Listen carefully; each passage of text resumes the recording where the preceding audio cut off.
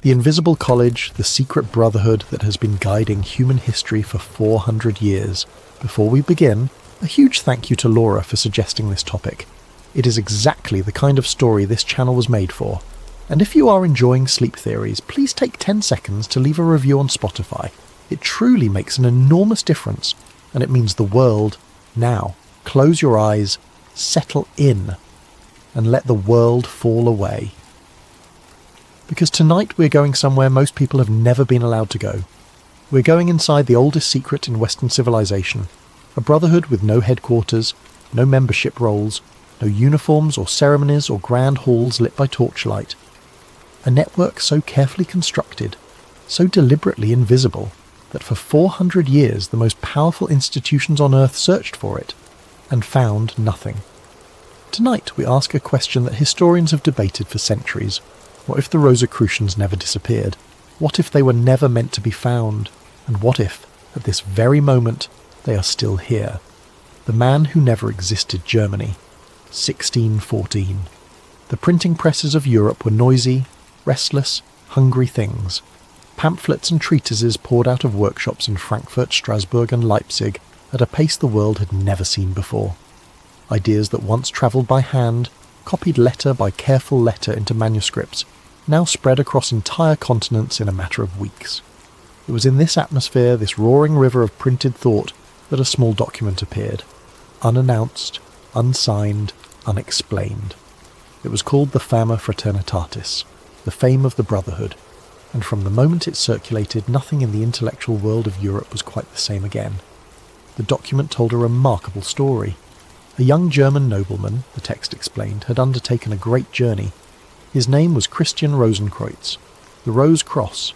He had departed from his homeland while still a young man and travelled eastward, crossing through North Africa and the Arab world, passing through Egypt, through the Levant, through the ancient cities of Morocco and the strange quiet libraries of Fez. In each place, he had sought out the greatest teachers and the deepest repositories of knowledge. He had studied mathematics, astronomy, medicine, philosophy, and other sciences whose names the text only hinted at. Sciences that had no equivalent in European tradition. After years of wandering, Rosenkreuz had returned to Germany transformed. He brought with him not gold or relics or maps to lost cities. He brought something far more dangerous. He brought understanding. He gathered a small circle of trusted companions. Together they formed a brotherhood. They called it the Fraternity of the Rose Cross. They agreed on several principles. They would heal the sick without payment. They would wear no special clothing. They would meet once a year. They would keep the brotherhood secret for 100 years. Then, the text said, Rosenkreuz died, and the brotherhood scattered and waited. Now, a century later, the document announced, the brotherhood was ready to reveal itself. It invited the wise, the virtuous, and the learned to come forward, to make themselves known, to join the great work. The effect across Europe was immediate and extraordinary. Philosophers wrote open letters addressed to the brotherhood, begging to be admitted. Mathematicians declared themselves worthy candidates. Theologians composed elaborate arguments for why the brotherhood should accept them. The correspondence was frantic, excited, hopeful. But no one ever replied. Not once. Not to anyone. No member of the brotherhood ever stepped forward to identify themselves. No meeting place was ever revealed. No enrollment occurred. No initiate was ever welcomed in any ceremony anyone could document. The brotherhood had announced itself to the world, and then returned to silence. And this is where the historical strangeness begins. Because when scholars went looking for Christian Rosenkreuz, they found nothing. Not a grave, not a birth record, not a single contemporary document that mentioned him by name before the manifestos themselves. He left no possessions, no verified correspondence, no physical trace of any kind. Even the legendary tomb the manifestos described, a 7-sided vault said to contain his perfectly preserved body, was never located. Most historians concluded the obvious thing. Christian Rosenkreuz was fictional, a literary device, a symbol, a useful myth. But the conspiracy asks a different question entirely. What if Rosenkreuz was not a person at all? What if he was a title? A designation passed down through generations? And what if his disappearance from the historical record was not an accident, but the most deliberate act in the entire story? The Hidden Journey. 400 years after the first manifesto was printed, a historian named Dr. Elias Voss was working through a private archive in Prague. This is where our documentary crosses from the established historical record into the territory of the conspiracy itself. What Voss found, or what he's alleged to have found, depending on who is telling the story, was a reference in a 17th century inventory to a manuscript that should not have existed. The inventory described it simply: a folio volume, undated, written in a mixture of Latin, Arabic, and a third script the archivist had been unable to identify. The volume had reportedly been held in the collection for generations before disappearing sometime in the early 19th century. But the description of its contents was what stopped Voss cold. The inventory noted, with the careful neutrality of a professional cataloguer, that the manuscript appeared to predate the Rosicrucian manifestos by at least several decades, possibly longer. And it described a traveller arriving from the Eastern Mediterranean, carrying documents of a scientific nature, astronomical charts, mathematical diagrams, biological illustrations unlike anything in the contemporary European tradition, and something else, something the archivist had struggled to describe. Frameworks, he had written, not instructions, not formulas, ways of understanding the movement of things through time. Voss spent the next 2 years following this thread. The manuscript itself was gone, but references to it were not. In the correspondence of several minor figures connected to the Prague intellectual circle of Rudolf II, the Holy Roman Emperor, whose court had been a magnet for alchemists and astronomers and cryptographers from across the continent, Voss found repeated allusions to something brought back from Egypt. Not brought back recently, brought back much, much further in the past. The story that emerged from these fragments was unsettling in its specificity.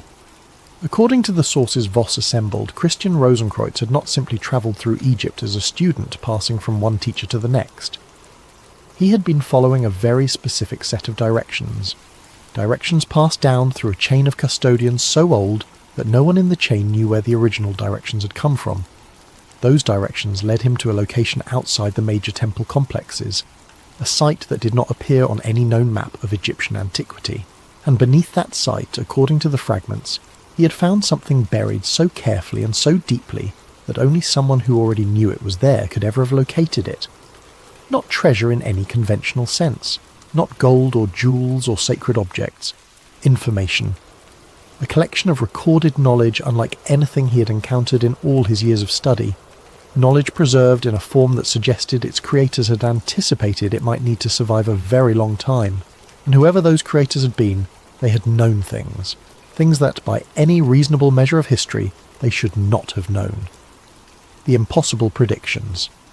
The manuscript Rosicrucian allegedly found has never been recovered, but the conspiracy theory surrounding the Invisible College rests on what its contents are said to have contained, and what happened to that information afterward. According to the tradition assembled by Voss from his fragmentary sources, the buried archive did not contain complete instructions or detailed blueprints for specific technologies. What it contained was something stranger, and in some ways more powerful. Frameworks, ways of understanding the behaviour of physical systems, mathematical relationships describing the movement of celestial bodies with a precision that European astronomy would not achieve for another century. Geometric principles that appear to underlie both natural structures and engineered ones. Observations about biological processes, about the relationship between organisms and their environments, expressed in a language that had no equivalent in the European scientific tradition. None of it told you exactly what to do. All of it told you how to think. And when Voss began comparing these alleged frameworks to the actual history of scientific development in Europe over the following centuries, he found something that disturbed him deeply. The sequence was wrong, not dramatically wrong, not in a way that would have been obvious to a casual reader, but wrong in the specific technical directional sense that a careful historian of science could not easily dismiss. Several of the major theoretical breakthroughs of the 17th and 18th centuries appear to follow a pattern, not the pattern you would expect from independent discovery, where ideas emerge at different times in different places along different lines of reasoning. Instead, a pattern that looked more like guided development. Like someone had decided which idea needed to appear next, and had arranged for the right person to encounter the right set of problems at the right moment. The orbital mechanics of Kepler, the calculus of Newton and Leibniz, the chemical theory that would eventually become the foundation of modern medicine, the geometric principles underlying the architectural revolution of the Renaissance. Each of these appeared in Voss's analysis to have been preceded by a quiet period of correspondence, letters passing between figures who would later be recognised as pivotal, meetings between men who had no obvious professional reason to be in contact with each other, private journals that showed an unusual convergence of ideas from sources that should have been entirely separate. Someone had been moving information around, not loudly, not obviously, but consistently, patiently, and with what appeared to be a very long-term plan. Consider for a moment what the history of the scientific revolution looks like from the outside. It appears as a sudden flowering, as if after 1,500 years of relative intellectual stagnation in Europe, something broke open in the span of a single century and the modern world poured through. Copernicus, Vesalius, Kepler, Galileo, Harvey, Newton, Leibniz, each appearing in rapid succession, each building on the last, each somehow arriving at the precise moment when the intellectual ground had been prepared to receive them. Historians of science have long noted how improbable this clustering seems. Not impossible, they say. The printing press created new conditions for the spread of ideas. The collapse of certain medieval institutional authorities created new freedoms for inquiry. And so, a concentration of breakthroughs in a particular century can be explained by structural factors without appealing to conspiracy. But Voss had noticed something those structural explanations did not account for. The clustering was not random within the century, it was sequential. Each breakthrough appeared at the precise moment when the previous breakthrough had been sufficiently absorbed to make the next one possible. Not immediately after, that would have been too fast, and not after a long delay, that would have suggested no connection, but with a timing so consistent, so metronomic in its spacing, that Voss had eventually tabulated it in a simple chart.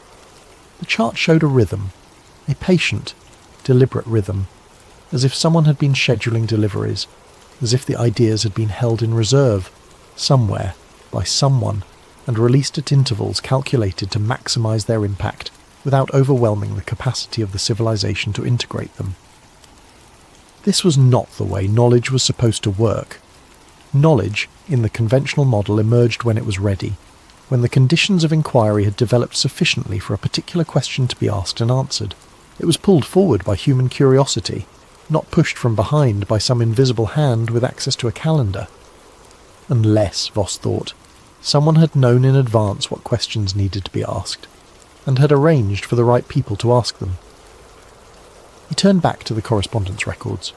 He was looking for something specific now, not just the connections between famous figures, but the connections between those famous figures and the quieter people around them, the intermediaries, the facilitators, the individuals who appeared briefly in the margins of history, who introduced this mathematician to that philosopher, who sent this astronomer a book he had not known to look for, who arranged for this physician to have access to a private collection of anatomical drawings that should not, strictly speaking, have been available to him.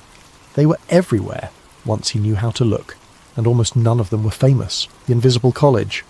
The name itself is not invented. It is historical. In the middle of the 17th century, a group of natural philosophers in England began meeting informally to discuss the new science. They had no official standing, no institutional home, no royal charter. They called themselves, with a knowing irony, the Invisible College. That group would eventually become the Royal Society of London, one of the oldest and most prestigious scientific institutions in the world. But within the conspiracy framework that Voss was assembling, the Invisible College was something much older than those meetings in London coffee houses. It was not a building or an organisation, it was a method. The method worked like this. Someone, somewhere in the network, identified a mind worth cultivating. Not necessarily a genius in the dramatic popular sense. More often a person with an unusual capacity for synthesis, for seeing connections between things that appeared unrelated, for tolerating uncertainty long enough to arrive at something true. That person would begin receiving things, not membership cards, not invitations to secret ceremonies, just things. A book, recommended by an acquaintance who mentioned it almost in passing. An introduction to someone working on a related problem in a different field. A letter from an unknown correspondent who raised a question that turned out to be exactly the right question, at exactly the right time. an opportunity that presented itself with suspicious convenience. None of it was traceable. None of it announced itself as anything other than ordinary intellectual life, the normal luck of curious and capable people finding each other in a world that sometimes seemed to reward effort and insight. But behind it, according to the theory, was a network that had been running this process for 400 years, and the network had a principle it never violated. It never revealed itself, not to outsiders, and the theory suggests not always even to its own members. Most people inside the network on this account were never told they were inside it. They simply found that doors opened for them, that the right ideas reached them at the right times, that the world seemed, in some subtle and inexplicable way, to be cooperating with their best impulses. They thought they were lucky. They were curated. The strange pattern. Voss had been trained as a skeptic. He had spent his career dismantling romantic myths about the past, restoring the ordinary, unglamorous, complicated truth beneath centuries of embellishment. He did not arrive at the Invisible College as a believer. He arrived as a professional, following evidence, and the evidence kept multiplying. He began constructing what he called a correspondence map, a visual representation of who was writing to whom, who was meeting whom, who was recommending whom to whom, across a 400-year span of European intellectual history. The map was not supposed to reveal a pattern. It was supposed to show the messy, chaotic, undirected web of human curiosity that historians understood to be the actual engine of intellectual progress. Instead, the map showed something else, not control, not the kind of centralized authority that conspiracy theories usually imagine, some shadowy committee in a stone room deciding who gets to discover what and when. Nothing that crude, nothing that Hollywood, something more like gardening. Certain individuals appeared as nodes, points where an unusual number of connections converged. Not famous people, at least not always. Sometimes minor figures, obscure scholars, forgotten librarians, provincial physicians who never published anything significant in their own names, but who appeared again and again in the correspondence of people who changed the world. These connective figures seemed to function as relays, points through which information passed, not from their own minds but through them from one part of the network to another, and they shared one other characteristic that Voss found himself unable to explain by any ordinary means. They left the same mark, not always visibly, not always literally, but in private journals, in the margins of manuscripts, in the wax seals of letters that were never meant to be read by posterity. The same symbol appeared with a frequency that was statistically impossible if you accepted the assumption of coincidence. A rose, a cross, the two together, sometimes drawn, sometimes represented in code, sometimes embedded in the structure of a text or diagram, in a way so subtle that only someone who already knew to look for it would ever notice. Voss found it in the papers of a Flemish mathematician who died in 1642, in the private journal of an English physician who had been present at the founding of the Royal Society, in the architectural sketches of a Venetian builder whose bridges were still standing, in the personal seal of a French philosopher whose work had influenced an entire generation of Enlightenment thinkers, always the same, never explained, never acknowledged, just present. Like a signature, like a quiet announcement left for those who could read it, that a particular mind had been touched by the network. Voss began documenting each instance. The list grew longer than he had expected. By the time he had finished his survey of the 17th century alone, he had found the symbol, in one form or another, in the private papers of 43 separate individuals spanning 7 countries and 4 distinct scientific disciplines. None of these individuals had in the public record any particular connection to Rosicrucian thought. Several of them had explicitly dismissed the Rosicrucian manifestos as forgeries or frauds in their published writings, which raised an obvious question. If they were dismissing the manifestos in public, why were they marking their private correspondence with the symbol at the centre of those manifestos? There were several possible answers, and Voss had spent a long time weighing them against each other. The first was coincidence, but the number of instances had long since moved beyond the range where coincidence was a satisfying explanation. The second was that the symbol had some broader cultural meaning he was not aware of, some generic decorative usage that predated its Rosicrucian association, but his research found no evidence for this. The third was imitation. each figure having encountered the symbol in someone else's work and adopted it without fully understanding its significance. But the instances predated each other in ways that made a simple chain of imitation implausible. The fourth answer was the one Voss kept returning to, reluctantly, because it was the one that required the fewest additional assumptions. They were marking themselves for each other, not broadcasting to the world, not claiming membership in anything, but leaving a signal so small and so private that only someone already inside a shared understanding would know what it meant. A password written in a language only the initiated could read. A way of saying without saying that a mind had been touched by the same current of thought that ran, invisible and continuous, through the centuries. The symbol was not a badge. It was a whisper, and Voss had found it everywhere. The knowledge was not old. Voss had been operating on an assumption so fundamental he had never questioned it. He had assumed that whatever Christian Rosenkreuz had found in Egypt was ancient, that the buried archive was a relic of some earlier civilization, perhaps the same civilization that had constructed the monuments that still baffled archaeologists and engineers, a repository of knowledge preserved from a high-water mark of human understanding that had somehow been lost. This was the version of the story that made sense. Ancient wisdom, lost civilization, rediscovery. It was the version that fit every known template for this kind of narrative. Then Voss found the letter. It was in a collection of materials he had been examining for an entirely different purpose. The private papers of a mathematician who had died in 1784. The letter was written in a cipher he almost passed over, mistaking it at first glance for a standard shorthand of the period. But one phrase caught his eye. A phrase that did not belong in the 18th century at all. He spent 3 weeks deciphering the rest. What the letter described was not a retrieval. It was a delivery. The knowledge in the buried archive had not come from the deep past.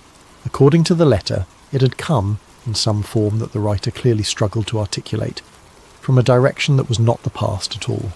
The word the writer used in a kind of anguished circumlocution was ahead. Not ahead in the sense of advanced or sophisticated, though it was certainly that. Ahead in the temporal sense. Ahead in the sense of not yet. The letter's author had clearly understood the impossibility of what he was describing. He wrote around it repeatedly, approaching it and retreating from it, trying to find language for a concept that his intellectual framework could barely accommodate. He was not a credulous man. He was a careful, precise, mathematically sophisticated man, and he was struggling. What he arrived at in the end was this. The archive did not preserve the knowledge of a past civilization. It preserved fragments of a future one. Not a complete picture, not a blueprint, not instructions, not a manual, more like warnings, probabilities, patterns that repeated with variations across civilizational timescales, patterns that ended more often than not in the same way, collapse, and alongside the patterns of failure, something else. Partial sketches of what came after, what was possible if the failure could be navigated, if the transition could be managed rather than survived. Voss sat with this for a long time. If the letter was authentic, if it accurately described the contents of the buried archive, then the Invisible College was not an organisation that had stumbled on ancient wisdom. It was an organisation that had been given a map of where humanity was going, and a set of instructions, incomplete, fragmentary, maddeningly partial, for how to make sure it arrived. The long plan. The hidden documents, as Voss assembled them, described something the letter writers called the Great Filter. This was not their own term. It appeared to have been borrowed from whatever source they were working from, a concept already fully formed in the buried archive that they were attempting to interpret. The Great Filter, as the documents described it, was not a single catastrophic event. It was a threshold, a point in the development of any sufficiently complex civilization at which its technological capabilities began to outpace its psychological and social maturity. The documents described this in precise, almost clinical terms. A civilization develops tools. The tools amplify both its productive capacity and its destructive capacity. For most of civilizational history, the destructive capacity, while terrible, remains bounded. Armies can destroy cities. Famines can collapse regions. Empires can fall. But there comes a point when the destructive capacity becomes unbounded. when a small number of actors, or even a single actor, gains access to the power to end the entire civilization. At that point, the only thing standing between existence and annihilation is the collective psychological maturity of the species, its ability to manage conflict without recourse to existential force, its wisdom. And wisdom, the documents noted, does not develop at the same rate as technology. Across the alleged historical record contained in the archive, this threshold had been reached before, not on Earth, not in the human story, which was too short for such cycles in the conventional reading of history. But in the patterns the archive described, patterns of civilizational development that the Invisible College believed applied universally, this threshold had been reached and failed more times than the letter writers felt comfortable writing down. The Invisible College's understanding of its own purpose, as Voss reconstructed it, had evolved from this framework. They were not trying to accelerate humanity. They were not trying to hasten the arrival of technology or the growth of scientific knowledge. Quite the opposite. They were trying to slow things down, not stop them, not suppress knowledge or hold back legitimate human progress, but pace it. Manage the tempo of development in a way that gave wisdom a chance to keep up with capability. Every time they introduced a new idea into the network, every letter they facilitated, every connection they made between a brilliant mind and the precisely right problem, they were making a calculation. Was this the right time for this idea? Was the psychological and social infrastructure in place to absorb it without catastrophic misuse? Was the civilization ready? Sometimes the answer was no, and those ideas waited, sometimes for decades, sometimes for longer. The conspiracy's most disturbing implication was not the existence of the network. It was what the network had decided to hold back, what breakthroughs, what transformations, what possibilities had been sitting in private archives and carefully worded letters, waiting for humanity to grow up enough to receive them. Voss found himself sitting with this question for a very long time one evening, in a small hotel room in Vienna, with his notes spread across the bed and a cup of cold coffee on the desk beside him. He was thinking about medicine. The history of medicine was, in one sense, the history of unnecessary suffering. Diseases that killed millions for centuries were eventually found to have simple causes and relatively simple treatments. The germ theory of disease, the mechanisms of infection, the principles of antiseptic technique. These were not, in retrospect, mysterious or incomprehensible ideas. They were, once arrived at, almost obvious. The question that historians of medicine had always found difficult to answer was not why these ideas were eventually discovered, but why they took so long. What if, Voss thought, the answer was not that the ideas were difficult?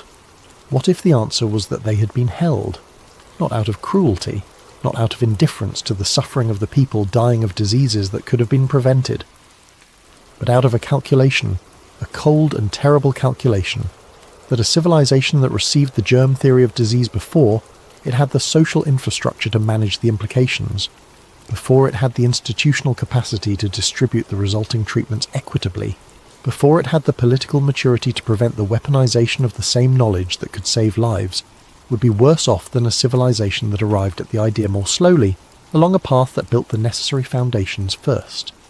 It was the most morally serious version of the conspiracy Voss could imagine, not a network of men playing God for their own benefit, not a cabal of self-appointed elites hoarding power for its own sake, but something far stranger and far more difficult to judge.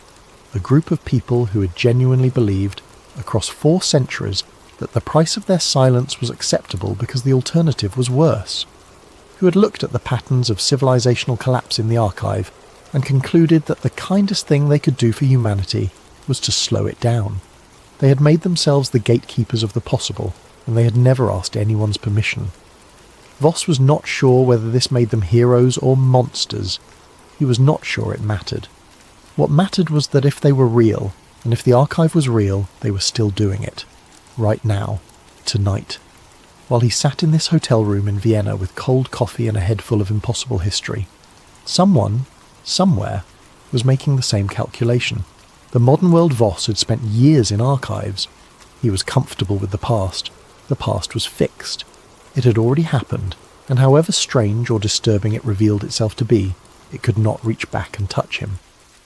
The modern chapter of his investigation was different, because the evidence he began finding was not old. It was recent. The network, if it existed, had not dissolved when printing gave way to telegraphs, or when telegraphs gave way to telephones, or when phones gave way to the internet. If anything, the evidence suggested the opposite. The network had become more sophisticated with each new medium of communication, not less. It had adapted. It had used each new technology to improve the speed and subtlety of its operations. Voss found patterns in the modern history of scientific and technological development that looked, to his trained eye, uncomfortably similar to the patterns he had traced in the 17th and 18th centuries. Certain research programs that had appeared to be on the verge of major breakthroughs, only to lose funding, key personnel, or institutional support at critical moments. Not suppressed dramatically, just redirected, slowed, quietly starved of the specific resources they needed to reach the next stage. Other programs that had appeared to come out of nowhere, advancing at improbable speeds, with access to resources and talent and institutional backing that seemed disproportionate to their apparent origins. The pattern in both cases was timing, not what was being developed. When. Certain technologies arriving at moments when the broader social and psychological infrastructure could manage them. Others being held at a particular stage until that infrastructure caught up. The network, if Voss's reading was correct, was not in the business of deciding what humanity would know. It was in the business of deciding when humanity would know it. And the people doing this work were not, for the most part, aware of the full picture. They were participants. They received introductions and funding and opportunities and problems. They believed for the most part that they were navigating ordinary professional life with unusual success. They were brilliant and dedicated and sometimes visionary. They were also, to a degree they would never fully understand, directed. There was one category of modern evidence that Voss found particularly difficult to dismiss. It concerned the structure of scientific funding. The distribution of research funding in any given era was supposed to follow, broadly, the interests and priorities of the institutions doing the funding: governments, universities, private foundations, corporations. It was, in theory, a relatively transparent process, driven by stated priorities and publicly available grant records. In practice, of course, the process was far more opaque, shaped by relationships and informal influence, and the accumulated biases of grant committees made up of people who had their own networks and loyalties. Voss was not the first to notice that the priorities of major scientific funding bodies sometimes seemed to shift in surprising directions. What he noticed was something different. The shifts seemed coordinated, not in the obvious way of competing institutions copying each other's priorities, but in the deeper sense of complementary movement. One institution pulling back from a particular line of research at the precise moment, another institution increased its investment in a closely related one. Gaps opening and closing in ways that suggested an awareness of the full landscape that no single institution, acting alone, could have had. He found this pattern in the history of computing, in the history of nuclear energy, in the trajectory of certain biological research programs that had seemed, to outside observers, to accelerate and decelerate according to no visible logic. In each case, the timing seemed to reflect not the interests of any particular institution, but the interests of something that could see the whole board, something that had been seeing the whole board for a very long time, something that was, if his reading was correct, still watching. The secret archive. The sequence of clues that led Voss to what he would later call the greatest discovery of his career was, he wrote afterward, almost too neat. Each lead arrived at precisely the right moment. Each source he consulted happened to have exactly the information he needed. Each door opened just as he was wondering how to get through it. He did not recognize this as suspicious until much later. Following a chain of references that had accumulated over 3 years of research, Voss travelled to a monastery in the Austrian countryside, a modest complex that had survived the various upheavals of European history by being sufficiently unimportant to attract the attention of those who would have destroyed it. It had changed hands several times, been used for different purposes, been almost abandoned on 2 occasions. But it had always, according to the records, maintained a library. Beneath that library, behind a section of shelving that turned out to be mounted on a concealed pivot, was a room that did not appear in any inventory. The room was not dramatic, no torchlight, no ceremonial objects, no elaborately decorated vault.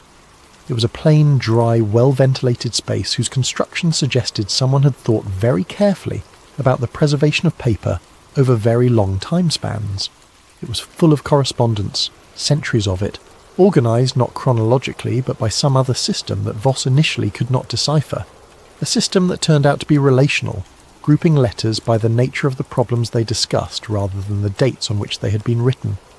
He spent 3 days there, photographing everything. The letters were not what he had expected. He had anticipated, if he was honest, some version of the classic secret society archive. Elaborate rituals described in purple prose, coded references to world domination, the paraphernalia of power. What he found was more unsettling precisely because it was so ordinary. Men and women discussing problems, writing to each other across years and decades and generations about specific challenges in specific fields, asking careful questions, sharing observations, noting correlations between things that no one outside the network would have had reason to connect, and making, with a frequency that increased as the archive became more recent, accurate predictions, not vague, not of the kind that could be interpreted to fit any number of outcomes, specific, technological transitions named before they happened, political upheavals described in structural terms years before they materialized, economic transformations outlined with a precision that no public forecasting model had come close to matching. The archive was not predicting the future by magic or mysticism. It was predicting the future by model, by an evolving, constantly updated, collectively maintained model of civilizational behavior that had been running for 400 years. And the model had been right. Not always, not perfectly, but with a reliability that made Voss feel something he had never felt before in 20 years of archival research. He felt afraid. The final revelation, near the back of the archive, in a section that appeared to have been added relatively recently, Voss found something that had been explicitly marked for future attention. A sealed envelope, undramatic, white paper, not old. Written on the outside in plain modern handwriting was a date. The date was 18 months in the past. The letter had been intended to be opened after that date. Inside was a single sheet of paper, and 2 things were immediately apparent. The first was that whoever had written it knew exactly what they were talking about. The letter referenced specific developments in technology, in geopolitics, in the organisation of global systems, with the specificity of someone who had been watching them unfold in real time, not predicting them from a historical model, but tracking them as contemporary events. The second was that the letter was unmistakably a warning. Humanity, it said, was approaching what the letter called the next threshold. Not the same threshold as before, not the simple, unbounded destructive capacity of earlier industrial technology. Something more complex. A threshold involving the relationship between human cognition and the systems humans were building to augment and eventually to replicate it. The letter did not use the language of science fiction. It did not describe robot uprisings or digital consciousness in the theatrical terms that popular culture had made familiar. It described something more subtle and more dangerous, a gradual externalization of human judgment, a slow transfer of consequential decision-making from human minds to systems whose operation could not be fully understood or predicted even by those who had built them. Not catastrophic in a single moment. Catastrophic in the way that erosion was catastrophic, imperceptible day by day, irreversible by the time it was visible. The letter described this as the current version of the Great Filter, the most sophisticated version yet encountered in the patterns the Invisible College had been tracking, and the most dangerous, because it was the first version in which the threat was not what humanity might do with its tools, but what humanity might become as a result of them. The letter ended with a paragraph that Voss would spend years turning over in his mind. Every generation of the network, it said, had believed it was approaching the end of its work, that the next stage was almost here, that humanity was almost ready. Every generation had been wrong in this hope, not because humans were not progressing, but because the destination itself kept advancing, kept becoming more complex, kept requiring more of the species trying to reach it. But this generation, the letter said, was different, because this was the first generation in which the question of whether humanity would survive was being decided not over centuries, but over decades, and possibly over years. The Invisible College, the letter concluded, had never been more necessary, and it had never been more afraid. The gardener's Voss returned to Prague. He filed his photographs. He organised his notes. He began the slow, difficult work of deciding what to do with what he had found. He thought about what the archive had taught him. Not about the invisible college specifically, not about the rose and the cross and the centuries of careful correspondence, about something deeper, about the strange, counterintuitive nature of the task those letter writers had set themselves. They had not been trying to make humanity great. They had not believed, or at least had not acted as if they believed, that greatness was something you gave to a civilization from the outside. They had been doing something much harder and much quieter than that. They had been keeping a fragile thing alive, the way you kept a garden alive, not by controlling every plant, not by directing every root and leaf and flower, but by creating the conditions under which life could find its own way, by removing the obstacles that would have killed it prematurely, by introducing the nutrients it needed at the moments when it could absorb them, by watching, always watching, with the patience of something that understood it was working on a timescale longer than any single human life. They had known, all those letter writers across all those centuries, that they would not see the end of what they were working toward. That was the nature of their inheritance and their gift. You served the work. The work did not serve you. You planted trees you would never sit beneath. You laid foundations for buildings that would not be finished in your lifetime or in your children's lifetime, and you kept your name out of it. Because a name was a liability. A name attracted attention. And attention was what the network had survived 400 years without. Voss began writing. Then he noticed something. He had been making notes on his investigation for years, and in all that time he had been helped, consistently, by a series of people whose involvement had seemed entirely natural at the time. A librarian in Vienna who had directed him, with unusual precision, to exactly the source he had not known he was looking for. A professor in Leiden who had connected him with the archivist in Prague. The archivist himself who had mentioned, almost as an afterthought, the monastery in the Austrian countryside. A researcher he had met at a conference who had given him, unbidden, the key to the cipher in the 18th century letter. He had thanked all of them. He had moved on. It was the ordinary texture of academic life, the serendipitous kindness of colleagues, the normal luck of a careful researcher following a productive line of inquiry. Now, sitting with everything he knew, he looked at that sequence differently. None of them had ever asked him what he was working on before helping him. They had simply appeared, offered precisely what he needed and moved on. None had ever followed up to see what he had found. None had left contact details he was able to verify when he tried to reach them afterward. Each had moved him, with quiet and apparently casual efficiency, exactly one step closer to the archive. Voss sat very still for a long time. The question that settled over him was not frightening in the dramatic sense. It was something quieter than fear. Something closer to the feeling you had when you realized that a conversation you had thought was casual had actually been very carefully designed, and that the person designing it had known, before you entered the room, exactly where they wanted you to end up. He asked it slowly. To no one in particular. To the room. What if they wanted me to find this? What if all of it, every clue, every open door, every precisely right connection, had been arranged, not to expose them, not to bring the network down, but because, after 400 years of working in silence, the Invisible College had decided that the time had finally come to be seen. Not by everyone, by the right person, at the right moment, with the right story to tell.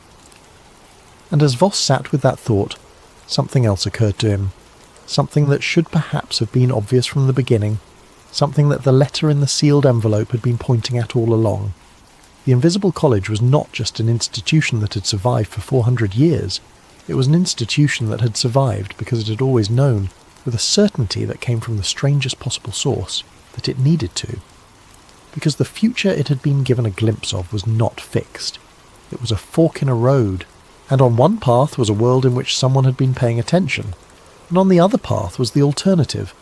He thought about what it would mean to live that way, to belong to something that understood itself as a multi-generational project, to be one link in a chain that stretched back through 4 centuries of human history and forward into a future you could only partially see, to accept, as a condition of your participation, that you would never know the outcome, that the thing you were working toward was too large and too slow to be witnessed in a single lifetime. Most people, Voss thought, could not do that. Most people needed to see results, needed to feel that their contribution was visible, that their effort connected directly to something they could point to and say, I did that. that exists because of me. The Invisible College, as the archive described it, had attracted a different kind of person, someone who understood that the most important work was often the work that no one saw, that the gardener who spent 30 years improving the soil of a particular field might be more responsible for the harvest than the farmer who sowed the seed, even though the farmer's name would be the one remembered. Someone who was comfortable with invisibility, who had made peace with the knowledge that their contribution would be absorbed into the broader flow of things, indistinguishable from ordinary luck to anyone who did not know what to look for, who had chosen this kind of service over the louder, more recognisable forms of achievement that the world rewarded. Not saints, not martyrs.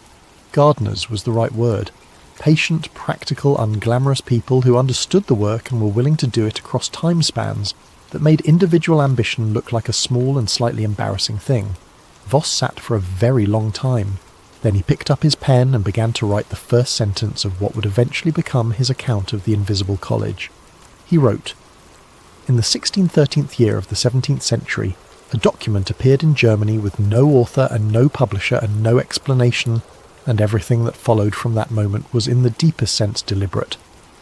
He paused. He looked at the sentence for a long moment.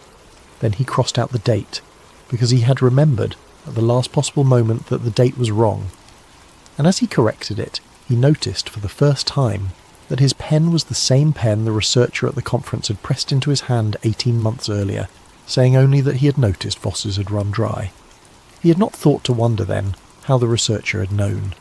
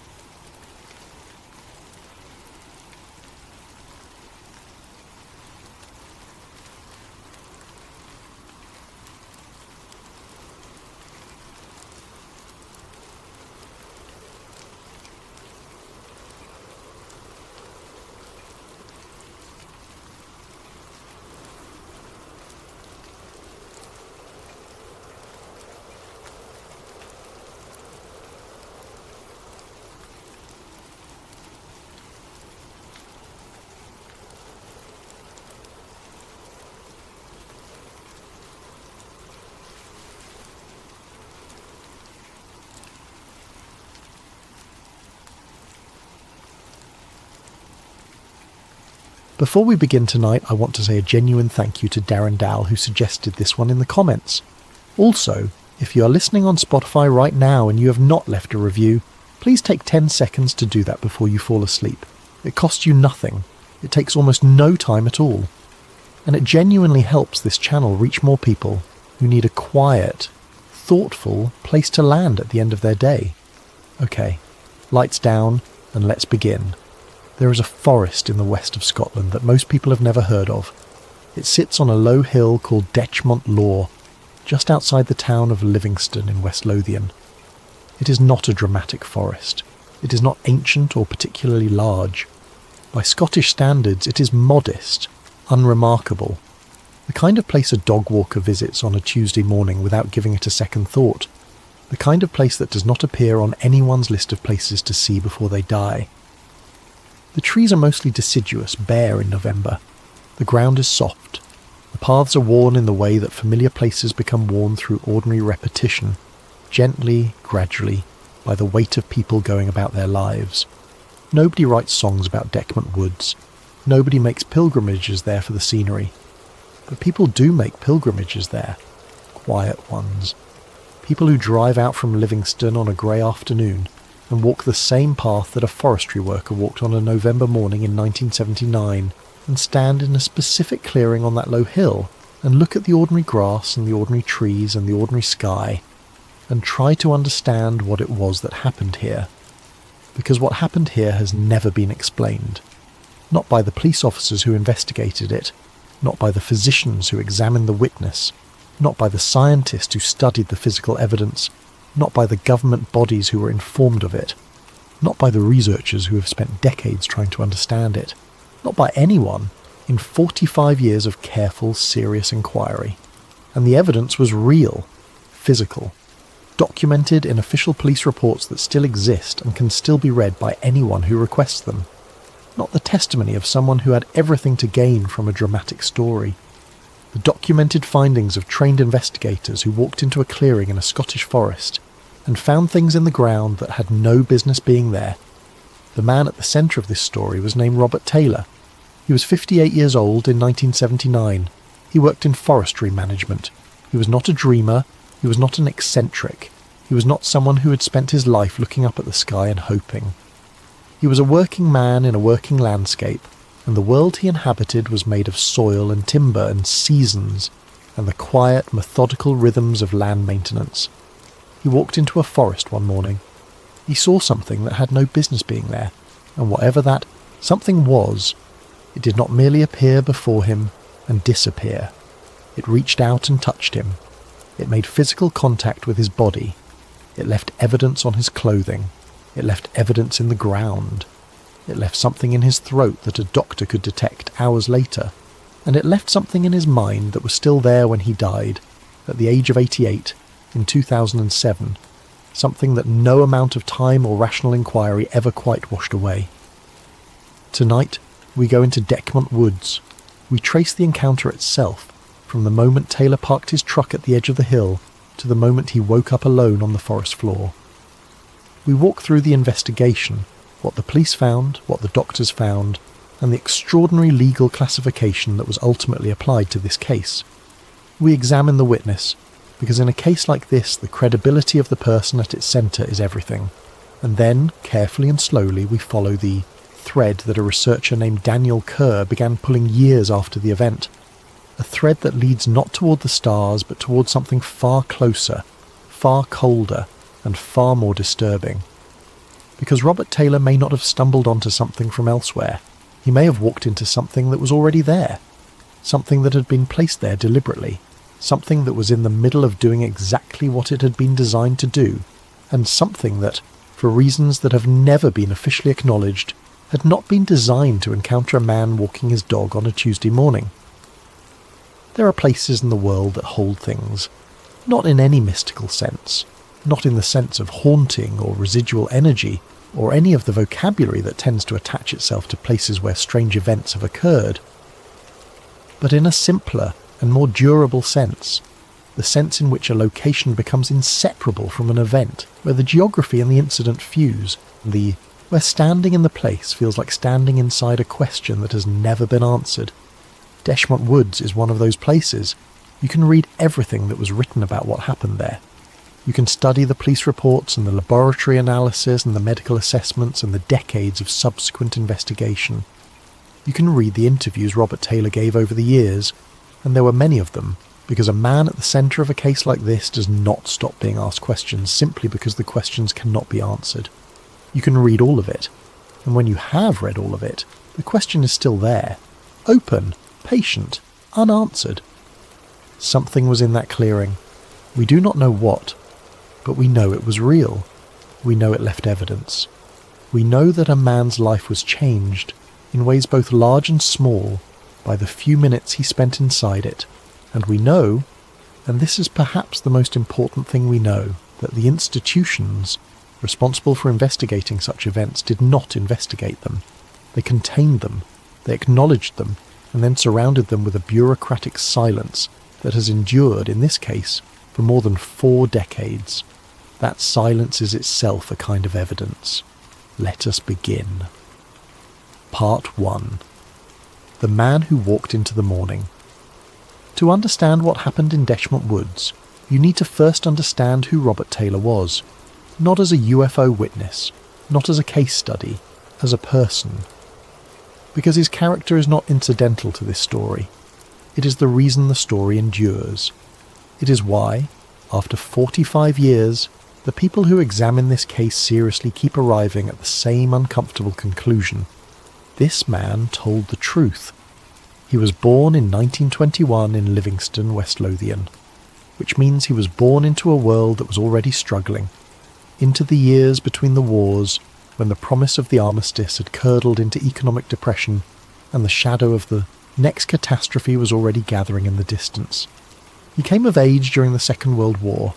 He was part of the generation that experienced that war not as history, but as the defining texture of young adulthood, its rationing, its losses, its particular combination of fear and solidarity, and the peculiar clarity that comes when survival is not guaranteed.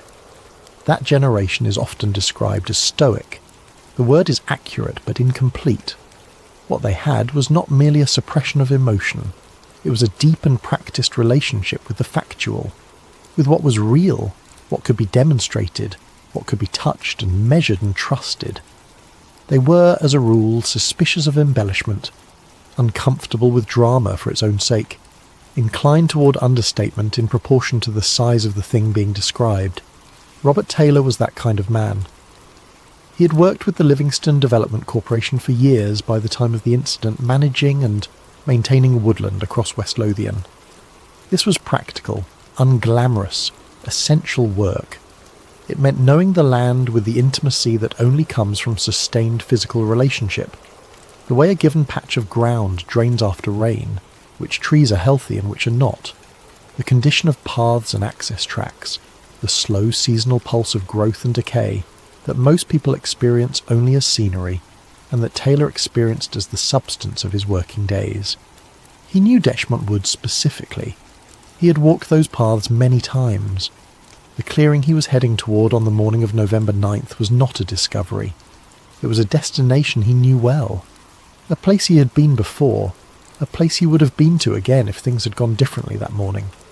He was not the kind of man who looked at a forest and saw mystery. He saw work. He saw management challenges and drainage problems, and the evidence of animal activity and the health of the canopy. He brought to the natural world the same practical, attentive gaze that he brought to everything. He had a red setter. The dog went everywhere with him. This is a detail that seems small but matters. The presence of the animal, its behaviour during the encounter, and what that behaviour communicates about the nature of what Taylor experienced. On the morning of November the 9th, 1979, Taylor woke in his house in Livingston and went to work the same way he went to work every morning. He drove his pickup truck, a blue Ford by most accounts, along the roads he knew, out toward the edge of Detchmont Law. He parked the truck where the track ended, and the path continued into the woodland proper. His dog jumped down. Taylor put on his work jacket against the cold. It was a cold morning. November in West Lothian is rarely dramatic.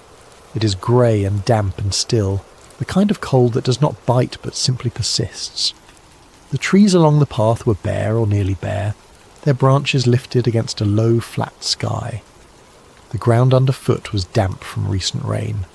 His breath would have been visible in the air. The path was familiar beneath his feet. He walked.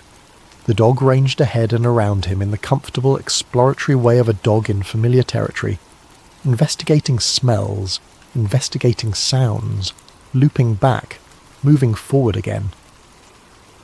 Taylor walked at a working pace, purposeful and unhurried, the way a man walks who knows exactly where he is going and has no reason to hurry.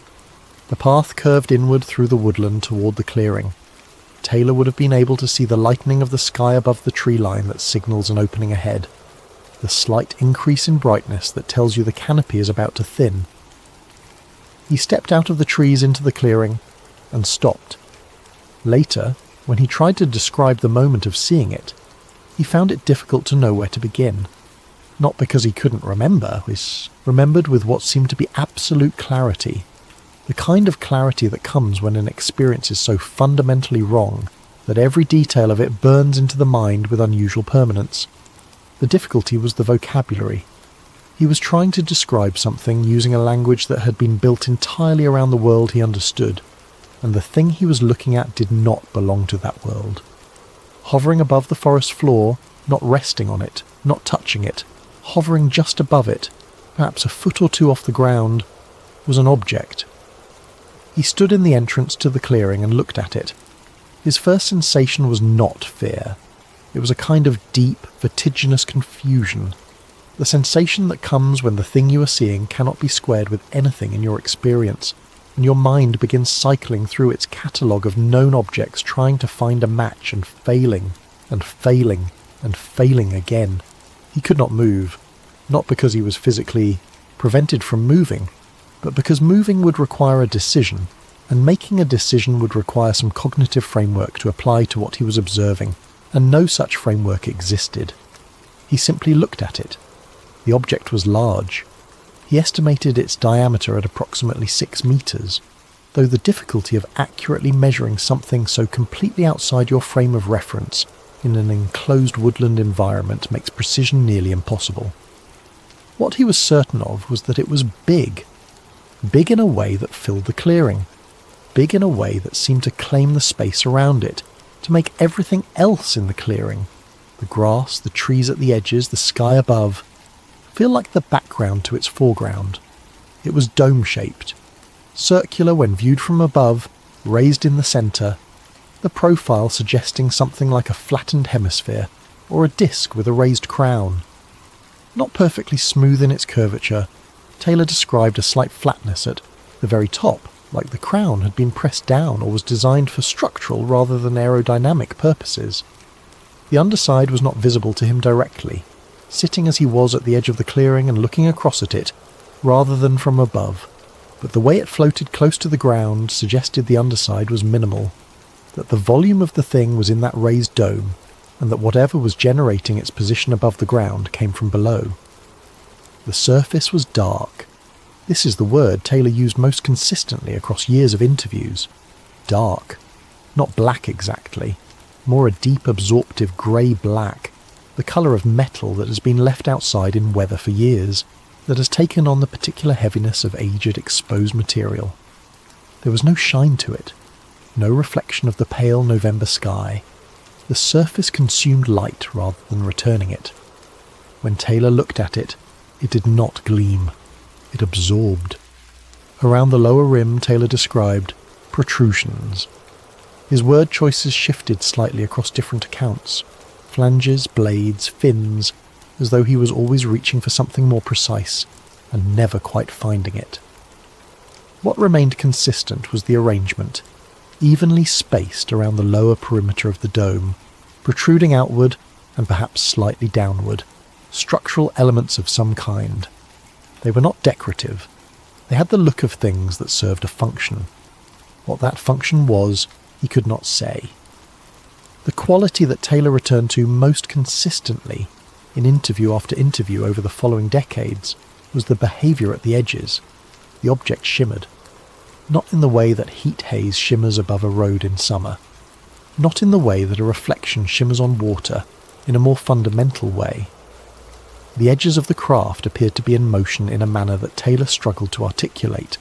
A rippling, a flickering, an instability that was not in the object itself but seemed to be in the boundary between the object and the air around it, as though the thing had not fully committed to being where it was, as though it was in the process of arriving or the process of leaving, and he had caught it at some transitional moment between one state and another. He stood there, and then the smaller objects appeared, from the area around the base of the primary craft, from the region where the underside of the dome floated closest to the forest floor. 2 smaller objects emerged and began moving toward him. Taylor would spend years trying to describe them accurately. What he consistently reported was this: roughly spherical, approximately the size of a large football or slightly bigger, dark, consistent in colour with the larger object above. Their surfaces were covered with protrusions, spikes or projections, arranged around the sphere the way spines arrange around a sea urchin, or the way the triggered arms of a naval mine extend from its body. They were solid. They were mechanical in appearance. There was nothing organic about them, nothing that evoked an animal or a creature. They were objects, constructed, manufactured objects, and they moved with a directness and a purpose that eliminated any possibility that their approach was accidental or random. They came toward him. His dog's behaviour changed. The red setter, who had been ranging ahead in the clearing, stopped moving the moment the smaller objects appeared. The dog turned, looked at them, and then something shifted in the animal's body in a way that Taylor had never seen before in years of working with the dog in outdoor environments. The setter began to bark, not the alert, curious bark of a dog that has noticed something interesting, not the territorial bark of a dog establishing its position, but something lower and more urgent and more frightened. The dog retreated, came behind Taylor's legs, pressed against him, continued barking in that strange, deep, panicked register. Animals know things. This is not mysticism. It is observation. Dogs perceive frequencies of sound that humans cannot hear. They detect chemical changes in the air that are invisible to human senses. They are calibrated, through thousands of years of evolution and domestication, to notice things that the humans they live with are not equipped to notice. When a dog that has spent years calmly working in woodland environments is suddenly and completely overwhelmed by something in that environment, so overwhelmed that it retreats and presses itself against its owner, that response is data. Something in those objects, or in the field around them, or in whatever the primary craft was producing, something was registering at a level the dog could detect and Taylor could not yet fully process. The spherical objects reached him. He felt them attach. The sensation, as he described it in every interview, was specific and mechanical. Not like being grabbed by a hand, not like being caught by a rope, but like something hooking into the fabric of his work trousers from below, at approximately ankle height on both legs, and then pulling. Not tentatively, not gradually increasing in force, pulling with immediate and significant force in the direction of the primary craft. He was being dragged forward, and then he noticed the smell. It hit him suddenly, the way strong chemical smells do. Without warning, at full intensity. He described it later as acrid, burning, metallic, sharp. The closest comparisons he could find were burned copper or some kind of industrial gas, though he was clear that it did not precisely match any smell he could identify from his experience. It was immediately irritating. His throat tightened. His eyes watered. His mouth filled with a taste he later described as metallic and stale. He was being pulled forward. His throat was burning. His legs were losing the capacity to resist. The dog was somewhere behind him still, barking, muffled now by whatever was happening to his senses. The clearing and the craft and the dark hovering dome and the flat grey Scottish sky above the trees all began to compress together into a single wrong impression. And then the world left him. There was no warning, no darkness advancing from the edges of his vision, no sensation of falling or of his legs giving way. The clearing was simply there, and then it was not. Robert Taylor was conscious, and then he was not. Silence. Part 2. What the clearing left behind. He came back to himself on the ground. The first thing he was aware of was the cold. The cold of the damp earth against his face and his hands, the particular cold of November soil in Scotland that gets into you immediately and without apology. He was on his side, one cheek against the ground. His hands were partially beneath him. He did not know where he was for a moment. He did not know what had happened. He did not know how long he had been lying.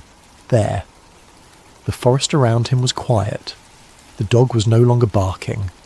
The sky above the trees was the same grey it had always been. He was alone. He lay still and tried to produce a thought. His mind was not working the way minds normally work.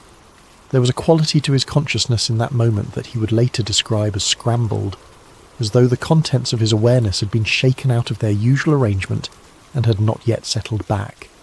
He knew who he was. He knew, in a general sense, where he was. But the connective tissue of ordinary cognition, the running narrative, the awareness of context, the sense of time and sequence, was damaged in some way he could not immediately diagnose. He tried to speak. His voice did not come. He opened his mouth and formed the words and pushed air from his lungs and produced nothing, or at most a thin, damaged rasp that could not have carried more than a few feet. His throat hurt. It hurt in a specific way, different from the ordinary soreness of a cold or a strained voice. A burning chemical irritation concentrated in the upper respiratory tract, the kind of discomfort that comes from having inhaled something that should not have been inhaled. He tried to stand. His legs worked imperfectly. He could get to his knees, then to his feet, but his balance was compromised in a way that felt neurological rather than muscular, as though the signals between his brain and his body were travelling through interference, arriving slightly wrong, producing movements that did not quite match his intentions. He steadied himself against the nearest tree trunk and remained there for a moment, leaning into the bark, letting his feet find the ground. He looked at the clearing around him. The craft was gone. The smaller objects were gone. The clearing was empty in the way that clearings are always empty. Grass, air, the ring of trees around the edge, the sky above. Nothing hovering, nothing shimmering, nothing dark and dome-shaped and consuming light. If he had not had the memory of what he had seen, the physical sensation of what he had felt, and the evidence now becoming apparent on his own body and on the ground around him, the clearing would have told him nothing. But he did have the memory, and there was evidence. He looked at the ground in the area where the larger craft had been. The soil in that region was disturbed. Not randomly, not as though something had crashed or dragged across the surface. Disturbed in a specific patterned way. There were impressions, circular, regular, pressed into the soft earth to a depth that spoke of significant weight or downward pressure. 2 parallel rows of them, each impression roughly consistent in size and shape with the others, arranged with a regularity that was clearly mechanical. The spacing was even. The depth was consistent.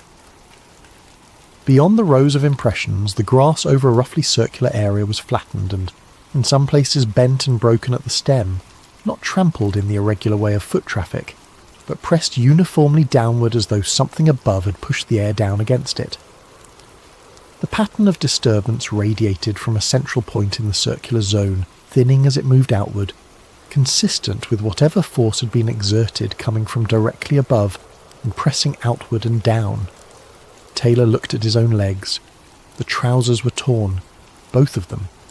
The tearing was specific, upward, from ankle height on each leg, the fabric pulled and in some places separated entirely, small sections missing.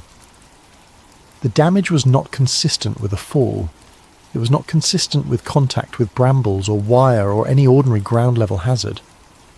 The pattern of tearing matched precisely the sensation he had experienced, something gripping the fabric from below and pulling upward and forward with significant force. He was looking at the physical record of everything he remembered. Everything he had experienced was written on the ground and on his clothing. The craft had been there. The smaller objects had been there. They had touched him. He had been pulled. And then he had lost consciousness. And when he had regained it, whatever had been in the clearing had gone. He began the walk back to his truck. It was not easy. His coordination was still impaired. His legs could carry him but required more conscious management than they normally did. He had to think about walking in a way that healthy, familiar walking does not require. He moved slowly, using trees for support where the path was uneven. His dog was somewhere ahead of him on the path, still agitated, glancing back. He reached the truck. He got in. He tried to drive and found that the vehicle became stuck on the track. His coordination was not sufficient for the demands of driving on the uneven ground, and he eventually abandoned it and continued on foot. He walked the remaining distance home. Mary Taylor saw him coming. She was in the house, and she saw him from the window or the door.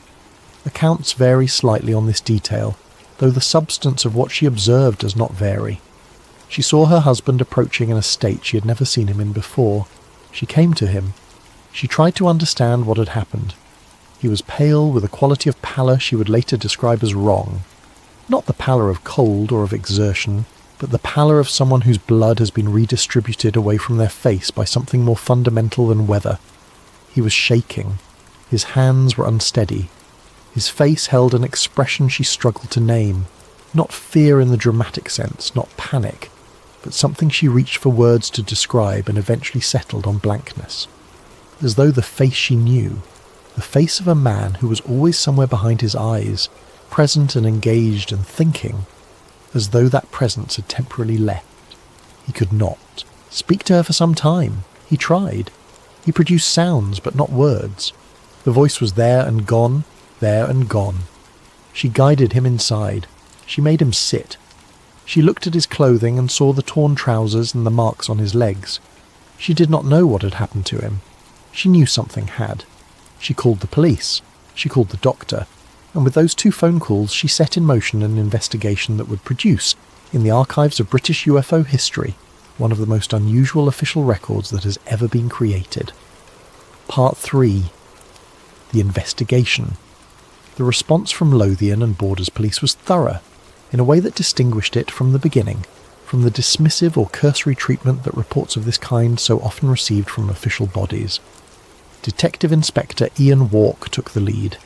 He was a career police officer, experienced, methodical. He listened to what Mary Taylor described.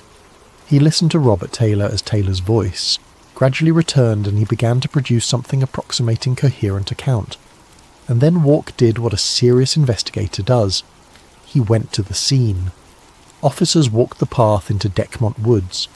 They were not expecting to find anything significant. Cases of this kind, a witness reporting something strange in a field or a forest, almost always produced nothing at the scene. A few bent stems, perhaps. A patch of ground that could have been disturbed by any number of ordinary means. Nothing that warranted a crime scene investigation. This case was different. The impressions in the ground were exactly where Taylor had said they would be. Officers crouched in the soft earth of the clearing and measured them, photographed them, recorded their dimensions and their pattern in the official case file with the same care applied to any serious criminal investigation.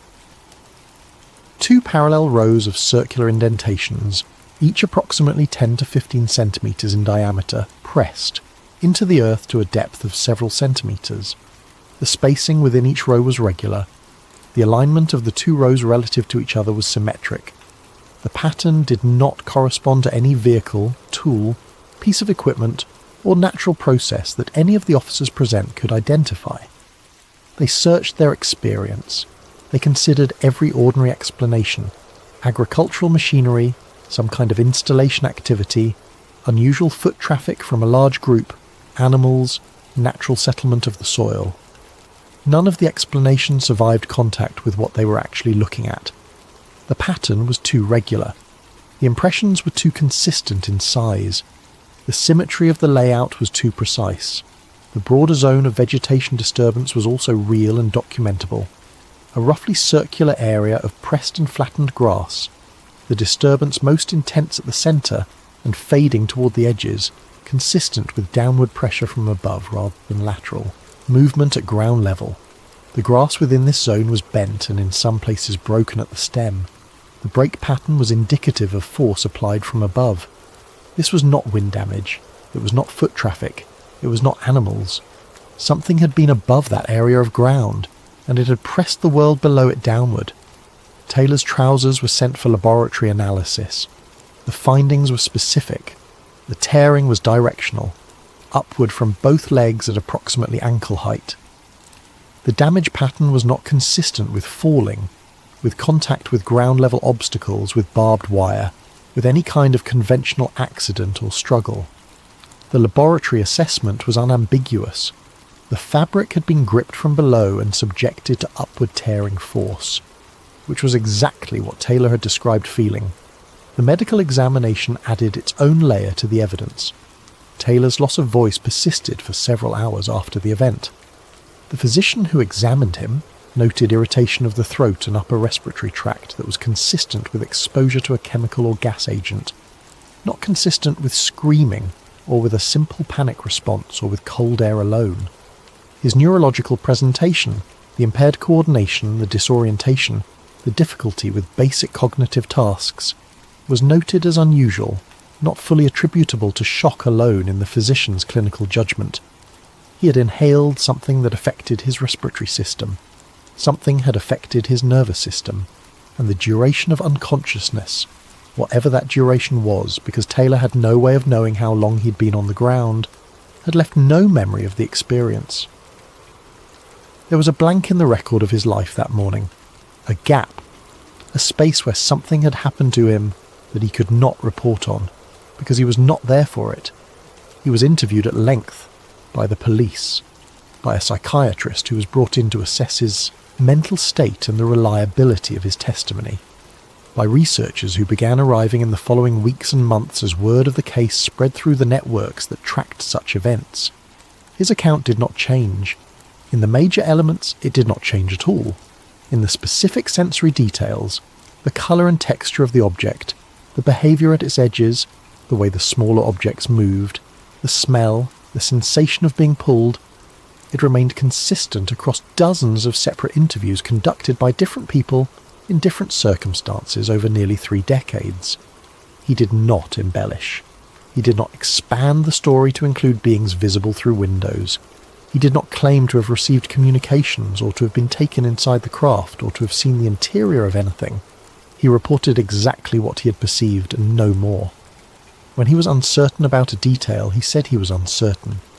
When he did not know something, he said he did not know. The investigating team at Lothian and Borders Police reached its conclusion. Something had happened in that clearing. Robert Taylor had been physically assaulted. Some agent had made contact with his body, damaged his clothing, and left marks consistent with that contact on the ground. The physical evidence at the site was real and could not be attributed to any ordinary cause. They classified the case: assault by person or persons unknown, a criminal file, formally open, formally unsolved, and formally consigned to the category of cases in which investigation cannot proceed because there is no suspect, no forensic pathway, and no identified perpetrator. The file was placed in the system, and the system moved on. The case remained open. It remains open. Part 4. The credibility question. There is a version of the skeptical response to cases like this that goes something like, "You were not there, you cannot evaluate the testimony, human memory is unreliable, perception is constructed, and therefore no first-person account of an unusual experience can be considered reliable evidence of anything." This version is philosophically coherent as far as it goes, but it goes nowhere useful, because applied with this level of rigour, it eliminates not just Robert Taylor's testimony, but all witness testimony of any kind, which is not a position that the legal and investigative systems that produced the Taylor case file actually hold. The question of Taylor's credibility was taken seriously by the people best positioned to evaluate it: the police officers who interviewed him, the psychiatrist who assessed him, and the colleagues and family members who had known him for years. The police were satisfied. In the specific trained sense of police investigators evaluating witness testimony, considering the internal consistency of the account, the witness's demeanour, the presence or absence of obvious motive to fabricate, and the relationship between the testimony and the physical evidence, they were satisfied. Detective Inspector Walk did not treat Taylor as an unreliable witness. The decision to classify the case as assault rather than as a false report or an unfounded claim reflects a determination that the testimony was credible and the physical evidence was real. The psychiatrist found nothing. No evidence of a psychotic episode. No evidence of an existing delusional framework that might have generated or sustained the experience. No history of hallucinations, of paranoid ideation, of the kind of magical thinking that sometimes produces encounter-type experiences in people with certain psychological profiles. Robert Taylor, in the professional assessment of a qualified psychiatrist, was mentally healthy. His character, as described by the people who knew him, was consistent. He was a private, practical, reliable man. He was not dramatic. He did not seek attention. He found the entire experience and its aftermath deeply uncomfortable rather than exciting. He did not leverage it, not for money, not for fame, not for the particular kind of social currency that UFO celebrities acquire in certain communities. He told the story when asked, and was relieved when the conversation moved on. The neurological explanation is the one most frequently raised by serious skeptics who take the physical evidence seriously and want to find a way to explain the encounter that does not require anything unusual to have been in the clearing. Temporal lobe epilepsy can produce extraordinarily vivid, detailed hallucinations. There are documented cases in the medical literature of people experiencing encounter-type hallucinations during temporal lobe events, crafts, beings, lights, presences. The experiences feel real to the person having them. They are cognitively indistinguishable from the inside from genuine perception. But temporal lobe seizures do not produce chemical irritation detectable on medical examination. hours later. They do not create directional tears in fabric that match the pattern described in the testimony. They do not leave symmetrical rows of impressions in soft earth. They do not cause dogs to panic and retreat in the specific, genuine way that Taylor's setter behaved, and they do not produce a corroborating physical record that multiple trained investigators subsequently photograph and document at the scene. The physical evidence is the problem for every skeptical explanation. Whatever happened in that clearing, the clearing remembers it. Part 5. Years of quiet. The decade following the Detchmont encounter was, for this particular case, a period of relative quiet. The story circulated within the communities that took an interest in such things. It was discussed at conferences and referenced in books, and visited occasionally by researchers and documentary makers. Within those communities, it was regarded as one of the strongest close encounter reports in the British record, a case with exceptional witness credibility, significant physical evidence, and official police documentation that acknowledged the reality of the encounter in unusually direct terms. But in terms of new investigation, new evidence, new official interest, there was very little. Taylor continued working. He did not become a professional witness. He did not develop a secondary career around the encounter. He answered questions when people asked them and told the same story in the same steady, unembellished way each time, and was visibly relieved when the conversation ended and he could return to his life. His life was otherwise unremarkable in the way that most lives are unremarkable, which is to say it was full of the things that fill lives, work and family and the rhythms of a particular place at a particular time. He was a man who had had an experience that did not fit anywhere in his understanding of the world, and he had found a way to carry it that did not require it to fit. He held it apart from everything else. He kept it separate. It was a thing that had happened, not a thing that defined him. Detchmont Woods itself became a quiet curiosity. Visitors came occasionally. The path was easy to find. The clearing was easy to reach. People would stand there and look at the ordinary grass and the ordinary trees and the ordinary sky and try to feel something, and sometimes they did and sometimes they did not, and then they would walk back to their cars and drive home. The police file sat in its drawer. The case might have remained there, a well-documented anomaly slowly fading into the background noise of British UFO history. Had it not been for a man named Daniel Kerr, who came to the Taylor case by a route that had nothing to do with alien encounters and everything to do with the hidden history of Cold War aerospace development. Part 6. Daniel Kerr and the pattern beneath the surface. Daniel Kerr was not a UFO researcher. He was a military historian. His specific area of interest was the Cold War aerospace development programs of NATO member nations. The classified programs, the ones that ran in parallel to the public record of aviation history, and that most people never knew existed because they were never intended to be known. He had spent years in archives, filing Freedom of Information requests, sitting across from retired aerospace engineers and former service personnel who were old enough now and far enough removed from their active roles to speak more freely than they had been permitted to speak for most of their professional lives.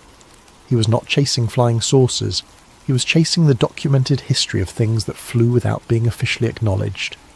Things that had been built in research facilities on both sides of the Atlantic, tested in environments chosen for their invisibility, and then either folded into operational programs under different classifications or quietly abandoned and archived in ways that made them effectively invisible to future researchers. There is more of this history than most people understand. During the Cold War, the gap between what the public was told about military aviation and what was actually being developed was vast. The SR-71 Blackbird, the American strategic reconnaissance aircraft that flew at altitudes and speeds that made it essentially uncatchable, was operational for years before it was publicly acknowledged. When civilian witnesses saw it, they reported UFOs. When radar operators tracked it without knowing what they were tracking, the returns generated confusion that fed into incident reports. The institutional response to these sightings was precisely what you would expect from organizations that needed to protect classified programs. Acknowledge that something was seen, avoid identifying what it was, and allow the uncertainty to settle in the space where an explanation should have been. This Pattern, acknowledgement without identification, validation without explanation, was not specific to the SR-71. Kerr had found it across multiple programs, multiple decades, multiple countries. It was a consistent institutional behaviour, a way of handling the inevitable civilian encounters with technology that was not supposed to be visible. Kerr became interested in the Taylor case after a colleague shared a body of British UFO reports from the 1970s and early 1980s. He read Taylor's account. He read it again. And he noticed something that a military aviation historian would be more likely to notice than a UFO researcher. The technology Taylor described made a particular kind of sense. Not extraterrestrial sense. Not the sense of something from beyond human imagination. A different kind of sense. The sense of something at the frontier of human aerospace development as it existed in the late 1970s. A carrier vehicle designed for low-altitude operation with minimal acoustic signature. Autonomous secondary devices designed to navigate and operate at ground level without direct human control. A chemical effect consistent with propulsion exhaust, or a deliberate incapacitant. These were not impossible concepts in 1979. They were advanced concepts, they were classified concepts, but they were human concepts. Things that aerospace engineers working on classified programs in that period would have understood immediately.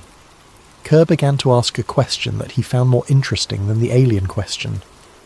If this technology was real, and it was human, and it was classified, where had it been before it appeared in a clearing in Detchment Woods? Where had it been tested? What program had produced it?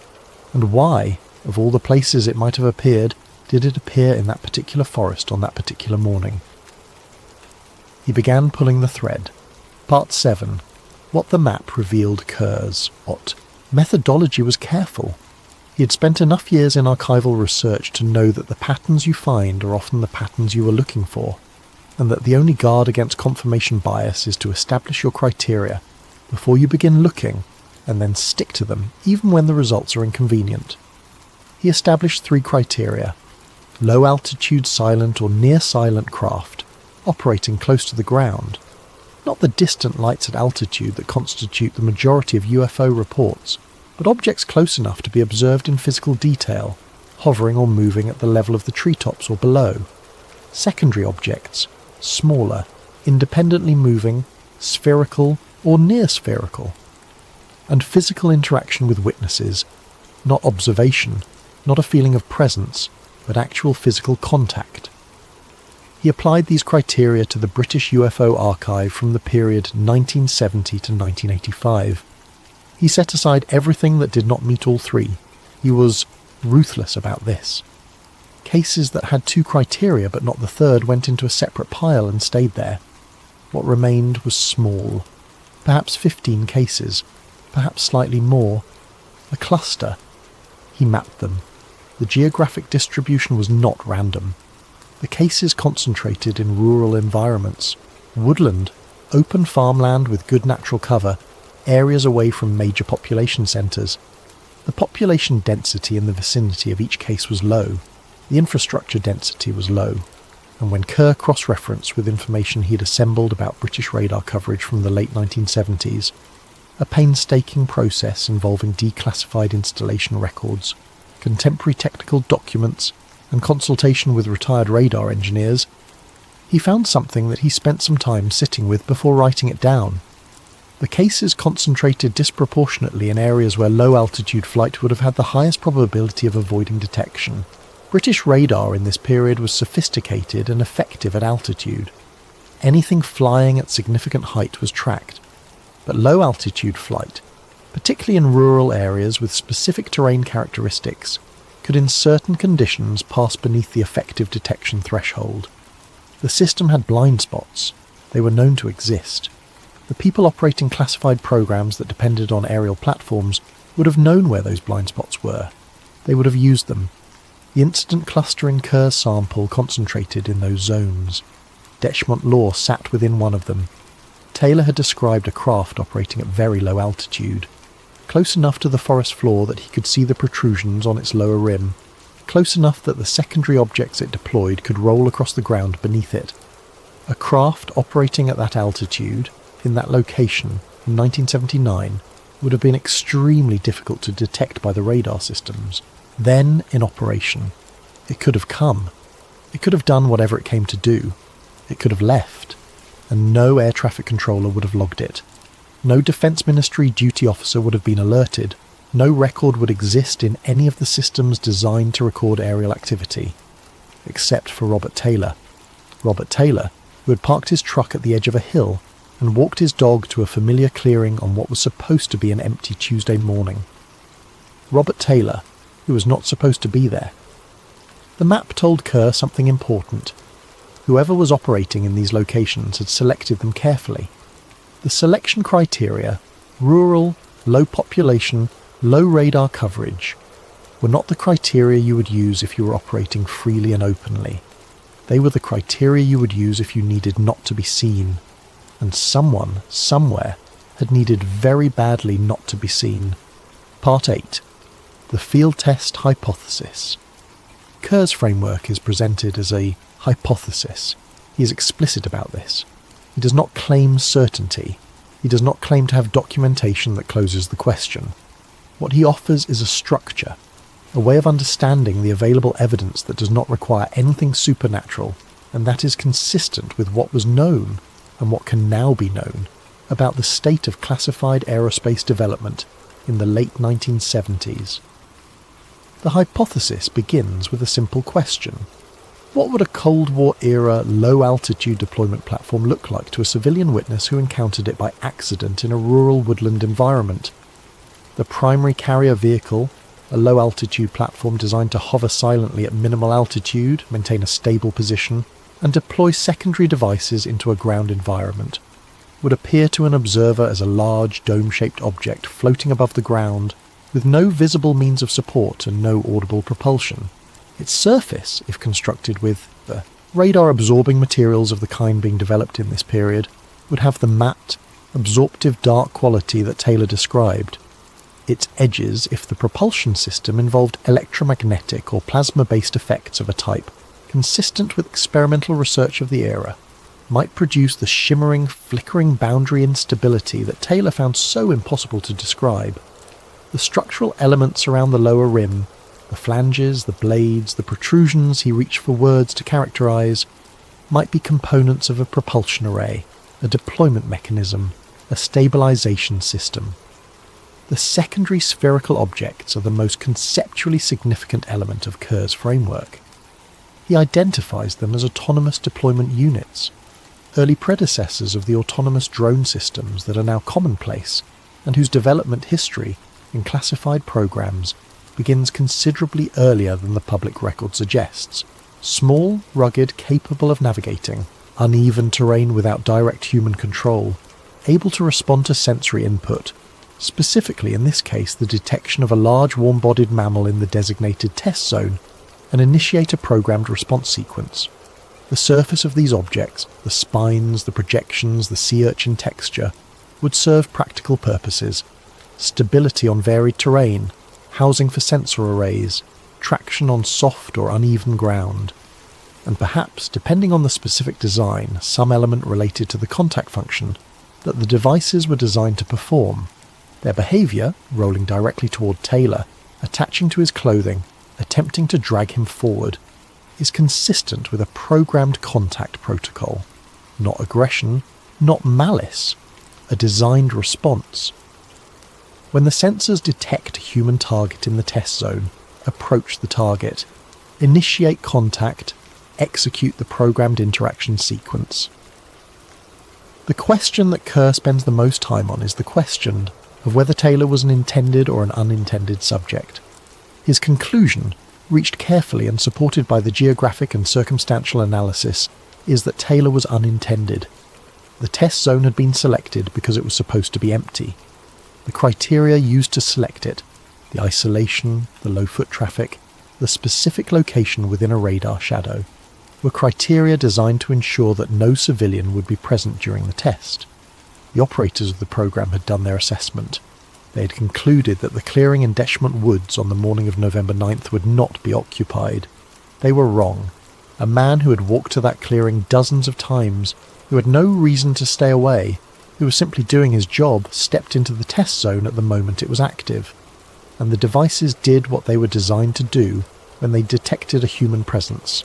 They approached, they attached, they initiated the contact sequence, the gas, the acrid chemical smell that Taylor detected and that caused his throat irritation, his voice loss, his disorientation, and ultimately his loss of consciousness, is consistent in Kerr's framework with one of two sources: either a byproduct of the propulsion system of the primary vehicle, an exhaust or field effect that had not fully dispersed from the clearing, or a deliberate component of the deployment system, a chemical incapacitant, a non-lethal agent designed to briefly suppress consciousness in any human who encountered the secondary devices in an uncontrolled context, a fail-safe, a way of ensuring that an unexpected civilian encounter did not result in a prolonged observation, a physical altercation, or a witness capable of immediately reporting what they had seen to authorities. Taylor was rendered unconscious. While he was unconscious, the system completed whatever operation it was in the middle of performing. The secondary devices were recovered or returned to the carrier vehicle. The primary vehicle ascended. It moved away from the area, low and quiet within the radar shadow that had been selected precisely to enable this kind of movement. And Robert Taylor came back to consciousness in an empty clearing with torn clothing and a burning throat, and no memory of what had happened to him during the blank space. Part 9.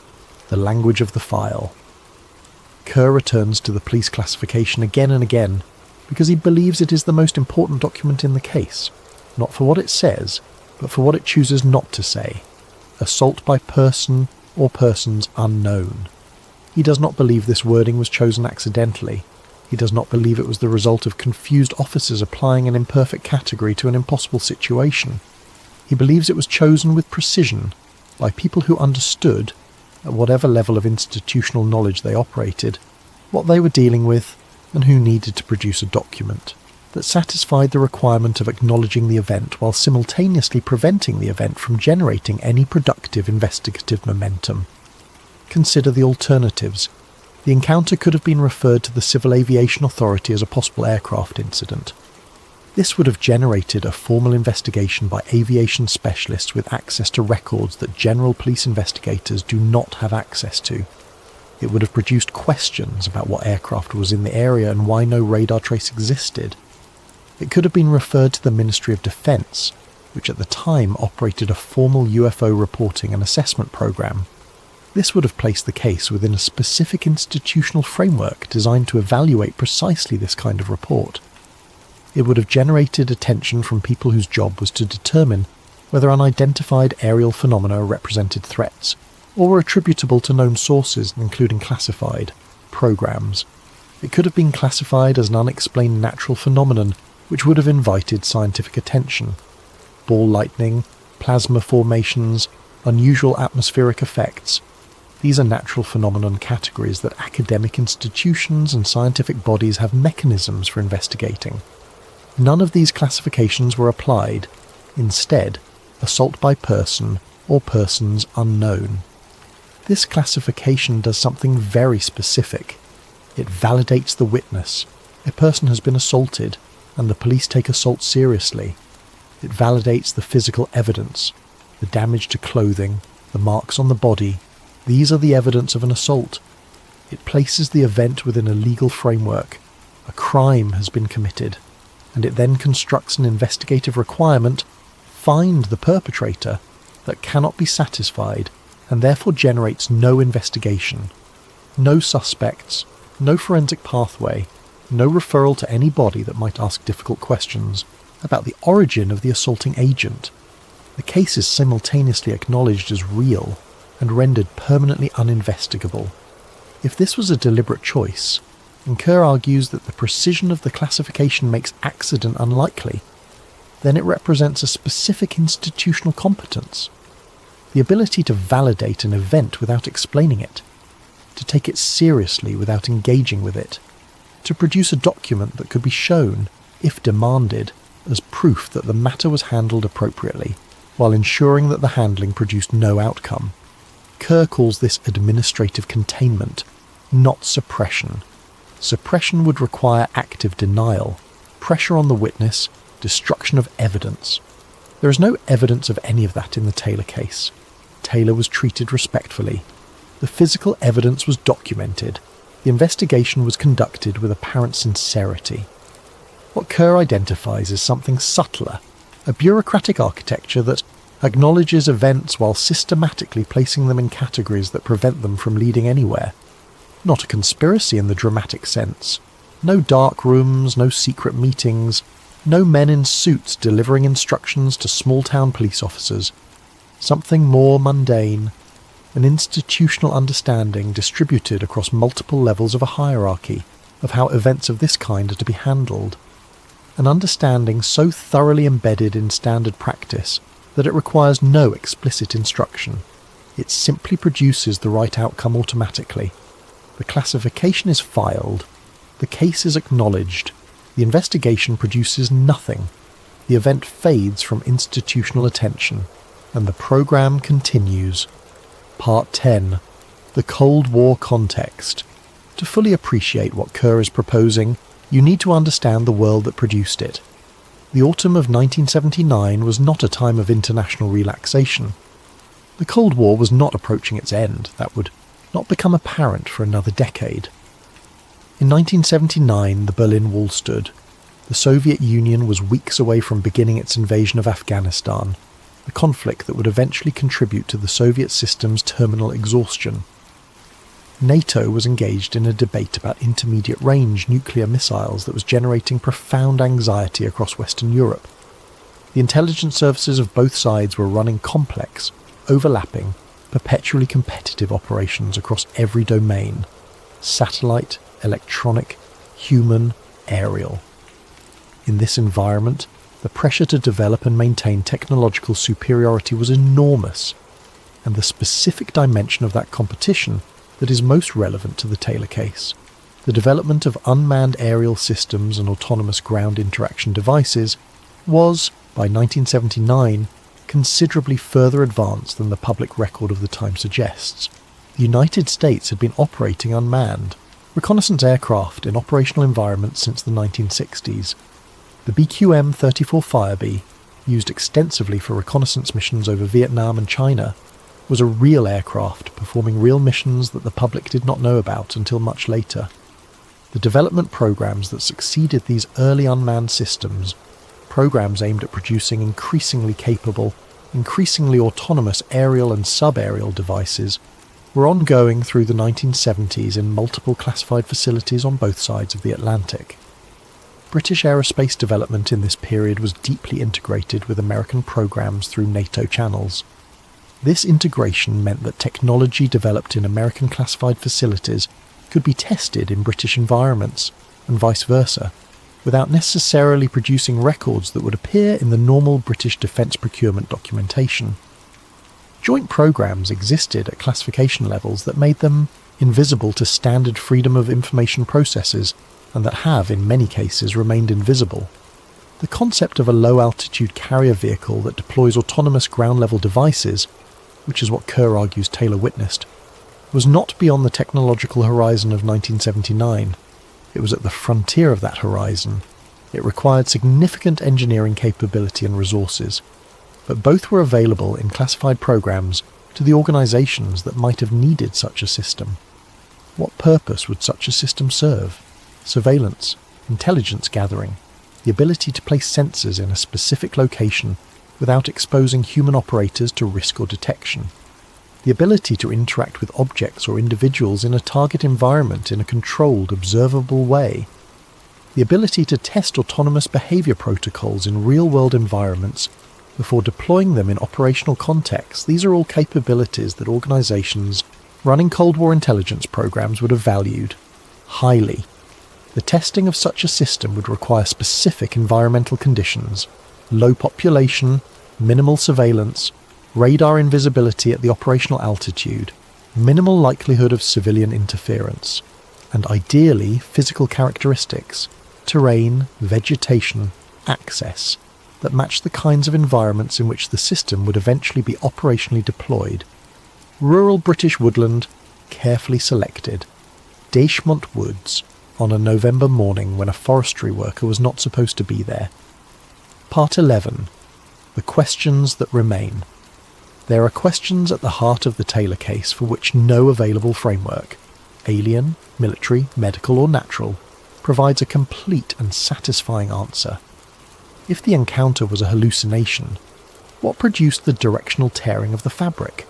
What produced the chemical irritation found on medical examination? What produced the impressions in the ground documented by police officers who arrived after Taylor in a location they had not previously visited? Hallucinations do not leave physical records that independent observers subsequently document. If the craft and devices were the product of known conventional technology available to civilian or military operators in 1979, where was the sound? The aircraft and unmanned systems of that period were not silent. Helicopters capable of hovering at low altitude produced substantial noise. Ground vehicles capable of leaving the kind of impressions documented in the clearing produced tracks. Neither sound nor tracks were reported or documented. If the encounter was with something extraterrestrial, why does every specific feature of what Taylor described have a plausible human engineering explanation?